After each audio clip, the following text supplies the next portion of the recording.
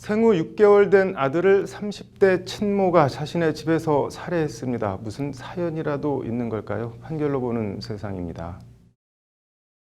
경남 창원에 사는 32살 A씨는 지난 1월 19일 저녁 9시 30분쯤 자신의 집에서 잠자고 있던 6개월 된 친아들을 살해했습니다.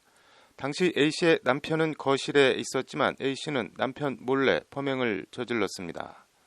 그리고 범행 이후 A씨는 119에 아들이 숨을 쉬지 않는다고 신고를 했습니다.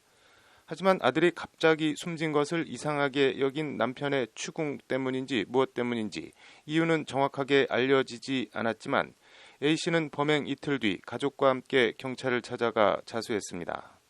A씨는 경찰 조사에서 아들이 신체 발달 과정이 늦어 병원에 갔는데 장애 여부를 확인해야 한다는 통보를 받고 염려가 컸다고 진술한 것으로 전해졌습니다.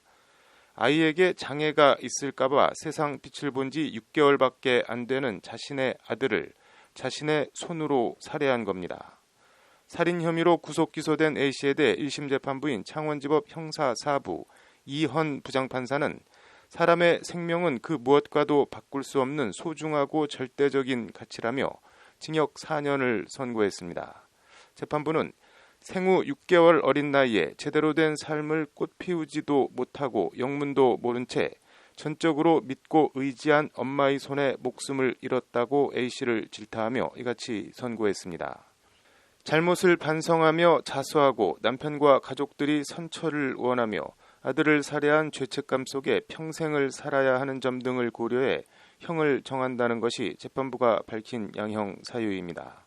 재판부는 막연한 동정심으로 가볍게 처벌할 수 없다고 A씨를 거듭 질타하며 자식은 독립된 인격으로 부모의 소유물이 아니고 부모는 자식을 보살펴야 할 책임이 있다고 강조했습니다. 장애 진단을 받았다고 해서 그래도 된다는 말은 절대 아니지만 정밀 진단 결과가 나오기도 전에 장애 진단을 우려해 생후 6개월 된 아들을 살해한 엄마. 극심한 우울증이 있든 술에 취해 판단력을 상실했든 그게 뭐든 절대 정상적인 정신 상태는 아니었을 것 같은데 안타깝습니다. 판결로 보는 세상입니다.